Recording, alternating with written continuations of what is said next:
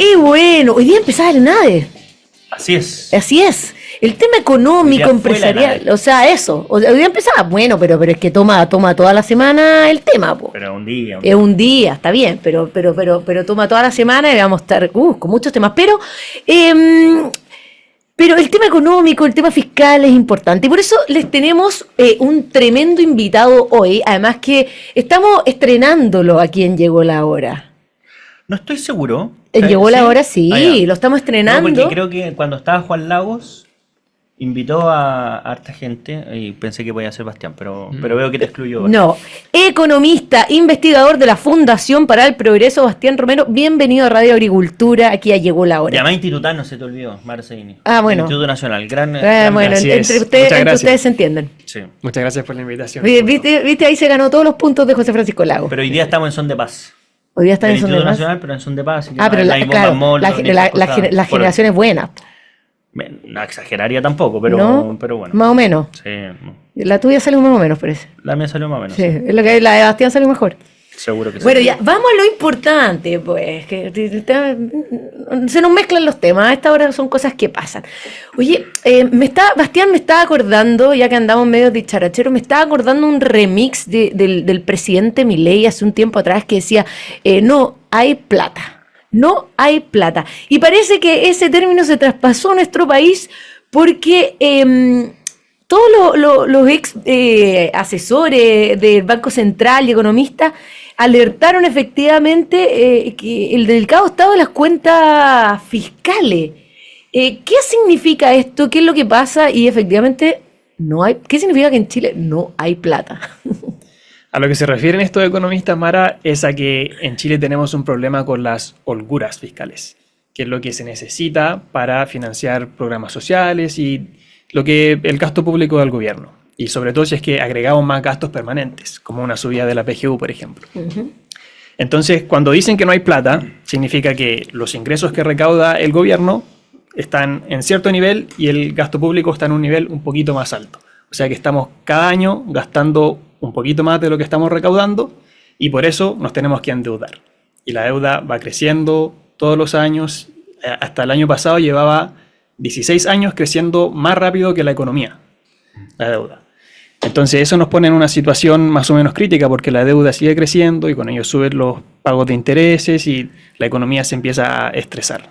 Y hay una cosa que dijo Ignacio Briones, creo que el fin de semana, pero dice que cuando se establece el presupuesto, hay algunos supuestos que llevan mucho tiempo sin cumplirse y por tanto se produce este problema finalmente de no tener holgura fiscal, porque el Estado asume ciertas cosas, ciertas condiciones que en los hechos terminan incumpliéndose y por tanto nuestro país tiene que recurrir a la deuda para cumplir estos como ingresos, o sea, estos gastos permanentes, como estas políticas públicas que tú mencionabas. Claro, lo que pasa, y esto pasó el año pasado, es que el ingreso fiscal del gobierno no creció lo que se había proyectado que iba a crecer. No. Entonces, el gasto se mantiene porque el gasto no baja cada año, excepto en 2022, que bajó con respecto a 2021, donde hubo un gasto excepcional por la pandemia. Pero en 2023 el ingreso fiscal fue más bajo porque se recaudó menos por impuesto a la renta, la economía anduvo más lenta, bajaron algunos precios. Entonces el Estado no pudo recaudar lo que recauda generalmente por minería, por ejemplo. Entonces el Estado el año pasado se tuvo que endeudar más de lo que había proyectado. Había proyectado como un 37-38% de la deuda bruta como con relación al PIB y terminó siendo un 39,4%. Entonces esos son los supuestos de los que habla Briones, claro. Que el Estado tiende a ser muy optimista respecto a cuántos ingresos vamos a tener para después financiar el gasto público que se viene.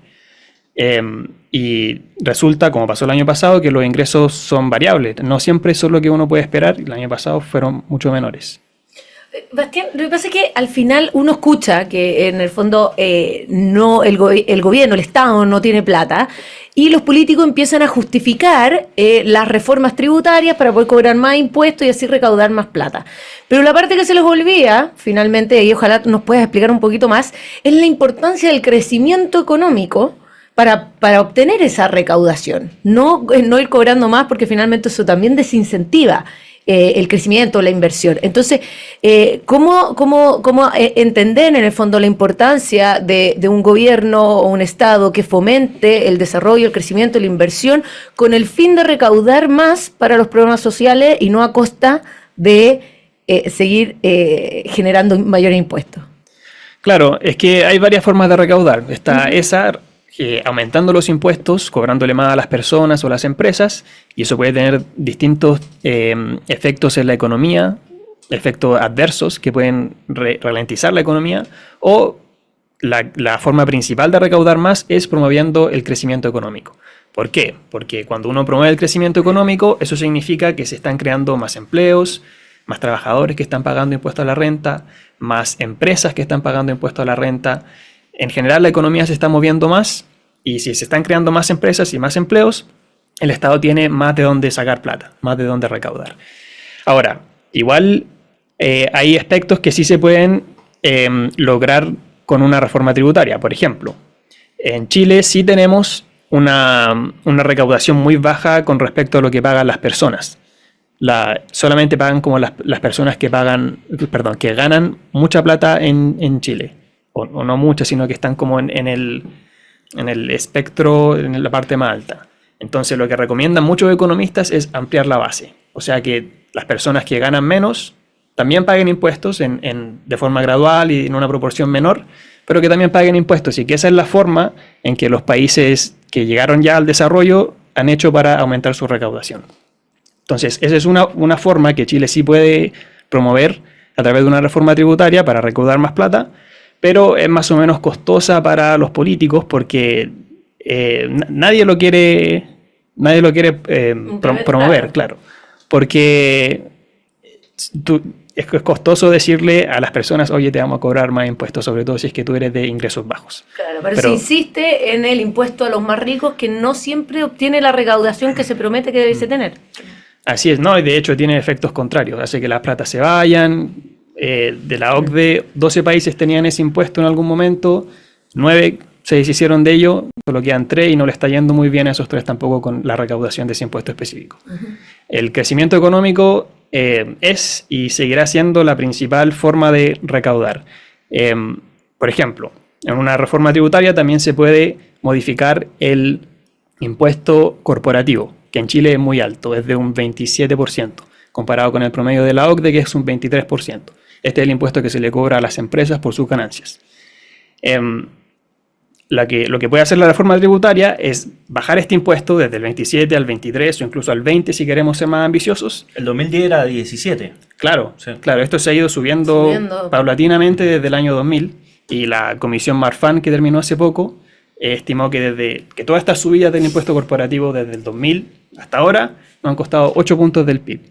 Eso se traduce en un crecimiento de los salarios reales. Esa es una de las grandes razones por la que los ingresos de las personas, lo que tienen en sus bolsillos, las familias, no ha crecido como debería haber crecido. Y un punto que plantean los empresarios, bueno, Ricardo Mewes, el presidente de la CPC, es que dice que el Estado no necesita recaudar más, al contrario, podría permanecer en lo que está, porque cuando se discute de cómo debería ser una reforma tributaria o un pacto fiscal, siempre se dice, ya, ¿cómo hacemos para que el Estado recaude más? Y cuando el gobierno emplaza a la oposición, dicen, ya, estoy dispuesto a no continuar con mi reforma siempre y cuando me aseguren que puedo recaudar más a través de otra forma. Pero pocas veces se discute, y que un poco es lo que plantean los economistas diciendo que no hay plata, pocas veces se discute, bueno, en qué se gasta la plata del Estado y cómo se gasta. ¿Te parece que en Chile hay un buen como control del gasto público en cuanto a su utilidad, la evaluación de programas? Porque pareciera que muchas veces se alzan impuestos de forma transitoria, supuestamente termina en lo permanente, y nunca tenemos un control concreto o real de si esos recursos sirvieron para algo. Desde al menos el 2010 que se subieron los impuestos, el Estado es más grande que nunca y probablemente no tenemos mejores servicios que antes del 2010. Claro, hay un informe que la OCDE publicó en 2016 que evaluaba cuánto podía subir los puntajes de los estudiantes en las pruebas PISA, esta prueba internacional que se hace, sin aumentar nada el gasto público en educación. Y la OCDE concluyó que se podía aumentar un 9%, solamente gastando en educación de forma más eficiente. ¿Y qué pasó 6 años después? El desempeño efectivamente aumentó, pero no un 9%, aumentó un 6%, menos de lo que se proyectaba, pero eso se hizo a través de un gasto mucho mayor. Ese 9% que la OCDE había proyectado podría haber sido sin gastar nada más, solo con eficiencia. Claro. Pero se gastó mucho más y no se logró ni siquiera ese 9%. Entonces, para responder tu pregunta, no, yo no creo que en Chile existe un buen control de cómo se gasta en los programas sociales. Tenemos esta evaluación que hace la DIPRES, de evaluación de programas gubernamentales, que evalúa como 4 o 5 programas cada año. Y los resultados de aquí salen mayoritariamente que casi todos los programas están mal evaluados. Tienen un mal desempeño o un desempeño bajo. Y se ha gastado mucha plata en estos programas, pero hay un problema. Y es que muchos economistas en sus papers y en las columnas de opinión dicen, bueno, tenemos que eliminar esos programas porque no están ayudando a las personas y no están costando plata a todos los chilenos. Estoy de acuerdo con eso es verdad. Sin embargo, estos programas no se pueden llegar y eliminar porque las personas que trabajan en el gobierno, en estos programas, tampoco se pueden llegar y despedir, porque están protegidos por ciertas reglas laborales los funcionarios públicos. Entonces, si uno elimina un programa que está mal evaluado, se puede eliminar el programa, pero no el gasto que uno está destinando a ese programa. Esa plata se va a ir a alguna otra parte. Entonces, lo principal ahí, antes de eliminar los programas mal evaluados, sería reformar las reglas para poder despedir a los funcionarios públicos que no están siendo eficientes. Claro, tenemos como una maquinaria burocrática tremenda antes de poder resolver los problemas de eficiencia. Oye, Bastián, el tema del crecimiento económico que tuvimos el año pasado, que en realidad fue 0, porque el 0,2 pareció muy rimbombante para decir que no crecimos en prácticamente nada, pero se proyecta que el PIB de Chile estaría creciendo en promedio un 2,2% anual entre el 2024 y el 2034. Esto, como que perdimos la proporcionalidad o la comprensión de lo que era realmente estar creciendo a una tasa positiva para nuestro país. Es una proyección muy baja de crecimiento para los próximos 10 años. ¿Qué te parece a ti esta postura del gobierno de crecer un poco es bueno o crecer prácticamente nada pareciera bueno porque las expectativas eran otras? ¿Y cuáles son los efectos de tener un crecimiento tan bajo en el largo plazo? Sí, bueno, ese 2,2% que tú mencionas está cerca de lo que es el PIB tendencial de Chile, que es como una proyección que se hace de cuánto debería crecer el país cada año, que es alrededor de un 2% para Chile. Entonces, si lo miramos en ese sentido, ese número que decías tú está pegado al PIB tendencial de Chile. Sin embargo, el PIB tendencial ya es malo.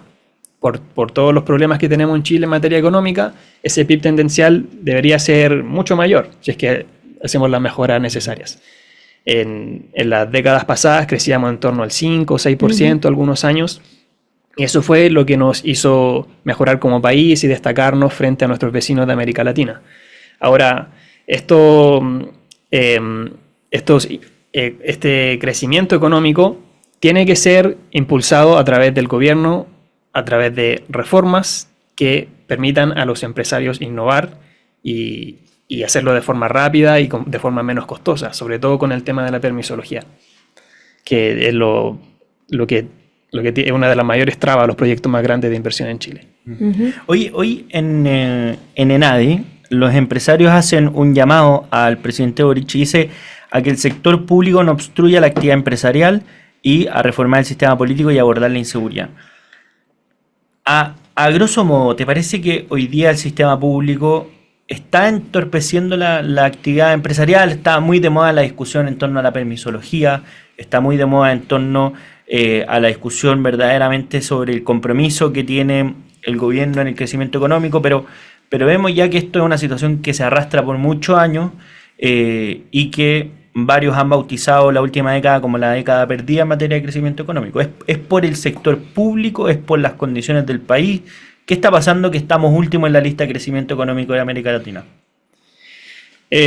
Sí, uno de los factores más importantes es ese, el de la permisología, porque hay empresas que ya decidieron invertir en Chile, que ya están acá y que ya tienen toda su evaluación hecha de cómo van a ser sus retornos y tienen todo evaluado, todo planificado y solo les falta la aprobación del gobierno, las aprobaciones ambientales y estos distintos permisos que uno tiene que obtener antes de realizar un proyecto grande como construir un edificio o abrir una nueva minera. No, que vimos, ¿qué fue? Una planta de Google, ¿de qué? ¿Cuál Sí, fue? Que no se pudo abrir por los temas medioambientales. Exactamente. Entonces, estos tipos de permisos están tomando demasiado tiempo porque hay temas burocráticos que están ralentizando todo este proceso. Hay algunos que se repiten incluso. Uno tiene que hacer un trámite en un ministerio y después en otro, pero que es el mismo. Y a veces papeles que entrega el propio Estado. Así, El Estado mismo. entrega y los pide de vuelta. Así pasa también. Tiene toda una grasa que no es coherente entre sí. Y hay un proyecto actualmente del gobierno para reducir la permisología, pero muchos economistas lo están criticando por ser muy poco ambicioso. Solamente reduciría los tiempos de los permisos en 1/3, cuando debería reducirlos a la mitad o incluso menos, porque este es uno de los problemas más grandes que está ralentizando el crecimiento. Oye, algo poco comentado, lamentablemente se nos está yendo el tiempo, pero algo poco comentado son los permisos arqueológicos que tienen que tener los proyectos que en la medida, sobre todo esto tiene que ver con la construcción, pero en la medida que haya una construcción, encuentran una especie de vestigio, paran toda la obra inmediatamente, Claro. no solamente el lugar donde está ese vestigio, y la verdad es que se demoran muchos años. La Cámara Chilena de Construcción hizo un informe respecto a qué pasaba con estas situaciones, porque se supone que te obligan a la construcción a contratar a una empresa que va a resguardar estos restos y que los van a almacenar, van a hacer, no sé, alguna exposición o algo que sea útil a la comunidad. Y finalmente estos terminan en bodegas, en malas condiciones, y están los proyectos parados, como el metro, por casi 2 años. Entonces es una cuestión bien, bien brutal. Oye, Bastián Romero, investigador de la Fundación para el Progreso, economista, te queremos agradecer por habernos acompañado en esta edición de Llegó la Hora. Sí, muchas gracias, a ustedes. Bastián. Muchas gracias a ustedes por la Y invitación. nosotros nos vamos a una breve pausa y ya volvemos en la 92.1.